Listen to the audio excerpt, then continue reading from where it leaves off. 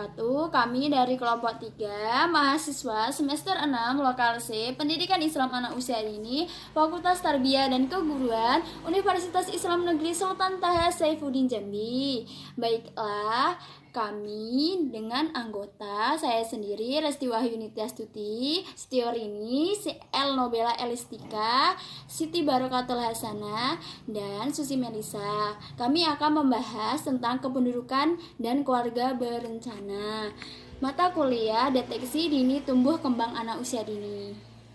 Resti Wahyuni Tiastuti akan membahas tentang pengertian kependudukan dan keluarga berencana. Pengertian kependudukan. Kependudukan atau demografi berasal dari bahasa Yunani. Emos artinya rakyat, grafein artinya penulis. Jadi demografi adalah tulisan-tulisan tentang rakyat atau kependudukan. Kependudukan adalah hal ihwan yang berkaitan dengan jenis kelamin, jumlah, struktur, umur, perkawinan, kelahiran, kematian, persebaran, mobilitas, dan serta ketahanannya yang menyangkut politik, ekonomi, sosial, dan budaya. Ruang lingkup kependudukan adalah penduduk dan masyarakat. Pengertian keluarga berencana ialah suatu program yang dicanangkan pemerintah dalam upaya peningkatan kepedulian dan peran serta masyarakat melalui pendewasaan usia perkawinan, pengaturan kelahiran, pembinaan keluarga, peningkatan kesejahteraan keluarga kecil dan bahagia dan sejahtera. Ruang lingkup keluarga berencana, komunikasi, informasi, dan edukasi, konseling, konsultasi praperkawinan dan perkawinan, pelayanan kontrasepsi, pelayanan infertilitas, pelayanan genetik atau konsultasi genetik, tes keganasan, dan adopsi. Baiklah, saya Setiorini ingin menjelaskan tentang tujuan dan tahap perkembangan keluarga berencana. Ada dua tujuan keluarga berencana, yaitu satu, membentuk keluarga kecil yang sesuai dengan kekuatan sosial ekonomi suatu keluarga dengan cara mengatur kelahiran anak agar memperoleh suatu keluarga bahagia dan sejahtera. Yang kedua, tujuan utama program BKB nasional adalah untuk memenuhi pemerintah masyarakat akan pelayanan KB dan kesehatan reproduksi yang berkualitas serta menurunkan tingkat kematian ibu dan bayi. Dan saya Suci Melisa, saya akan menjelaskan tentang macam-macam metode kontrasepsi yang ada dalam program KB dan strategi pendekatan program KB di Indonesia. Adapun macam-macam metode kontrasepsi, yang pertama yaitu metode kontrasepsi sederhana. Metode kontrasepsi sederhana ini terbagi menjadi dua. Yang pertama yaitu kontrasepsi sederhana tanpa alat, dan yang kedua yaitu kontrasepsi sederhana menggunakan alat dalam rahim atau sering disebut dengan ADR. Kontrasepsi sederhana tanpa alat itu contohnya seperti KB kalender dan leather cervix. Dan yang kedua yaitu kontrasepsi sederhana dengan alat dalam rahim atau sering disebut dengan ADR. ADR ini terbagi juga menjadi dua. Yang pertama yaitu ADR yang mengandung hormon dan ADR yang tidak mengandung hormon. Dan metode kontrasepsi yang kedua yaitu metode kontrasepsi hormonal. Metode kontrasepsi hormonal ini juga terbagi menjadi dua. Yang pertama kontrasepsi hormonal kombinasi, dan yang kedua yaitu kontrasepsi hormonal yang berisi progesteron. Metode kontrasepsi yang ketiga yaitu metode kontrasepsi mantap atau sering disebut dengan kontak. Metode ini juga terbagi menjadi dua.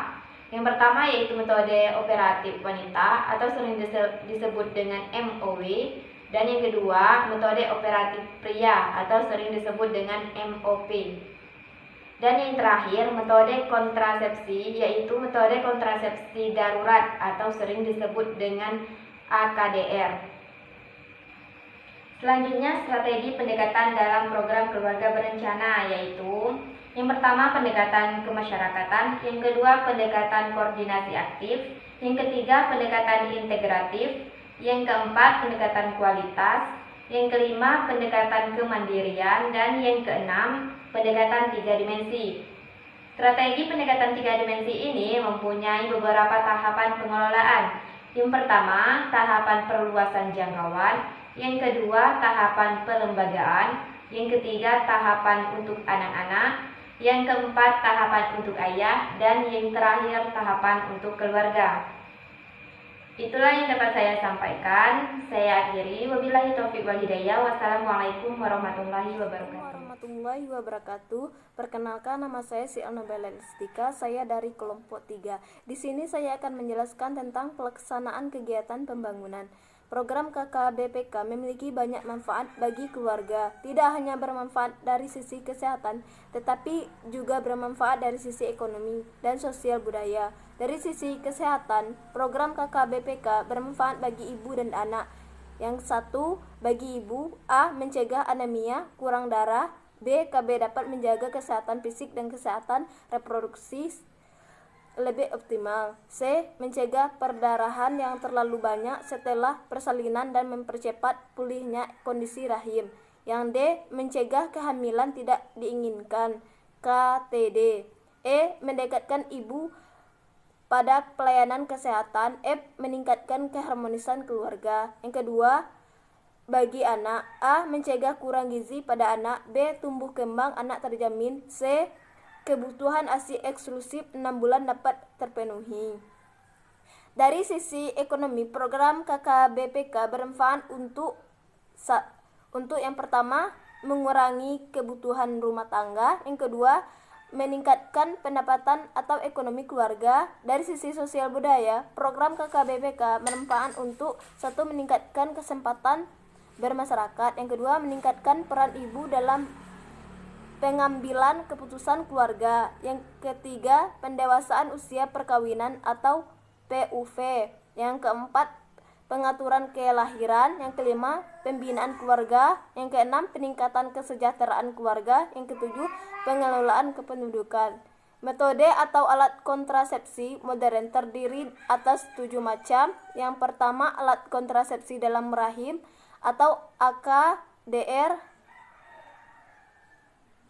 Yang kedua, alat kontrasepsi bawah kulit atau AKBK. Yang ketiga, metode operasi pria atau MOV atau vaksektomi. Yang keempat, metode operasi wanita atau MOW atau tubektomi. Yang kelima, suntik. Yang keenam, pil. Yang ketujuh, kondom. Upaya peningkatan kesejahteraan keluarga ini karena fakta di lapangan menunjukkan bahwa yang pertama, banyak keluarga akseptor KB lestari yang kehidupannya kurang sejahtera. Yang kedua, banyak keluarga akseptor KB lestari yang belum memiliki usaha. Yang ketiga, banyak keluarga akseptor KB lestari yang tidak memiliki keterampilan dan modal untuk usaha. Yang keempat, bila keluarga tersebut tidak diberdayakan, sedangkan secara khusus tujuannya antara lain yang pertama, meningkatkan kesertaan KB di masyarakat. Yang kedua, meningkatkan pendapatan keluarga. Yang ketiga, mengembangkan ketahanan dan ketahanan keluarga. Yang keempat, memantapkan pelaksanaan. Assalamualaikum warahmatullahi wabarakatuh. Baiklah, saya Siti Barakatul Hasanah akan menjelaskan tentang bagian D, kebijakan produk dalam keluarga berencana. Tujuan utama pelaksanaan keluarga berencana adalah untuk meningkatkan derajat kesehatan dan kesejahteraan ibu dan anak, keluarga, serta masyarakat. Dengan keberhasilan pelaksanaan keluarga, diharapkan angka kelahiran dapat diturunkan, sehingga tingkat kecepatan perkembangan produk tidak melebihi kemampuan kenaikan produksi. Dengan demikian, taraf kehidupan dan kesejahteraan rakyat diharapkan akan lebih meningkat. Program keluarga berencana dilaksanakan atas dasar sukarela serta tidak bertentangan dengan agama, moral, dan Pancasila. Dengan demikian, maka bimbingan, pendidikan, serta pengarahan amat diperlukan agar masyarakat dengan kesadarannya sendiri dapat menghargai dan menerima pola keluarga kecil sebagai salah satu langkah utama untuk meningkatkan kesejahteraan hidupnya. Oleh karena itu, pelaksanaan program keluarga berencana tidak hanya menyangkut masalah teknis medis semata-mata, melainkan meliputi berbagai segi penting lainnya dalam tahap hidup dan kehidupan masyarakat.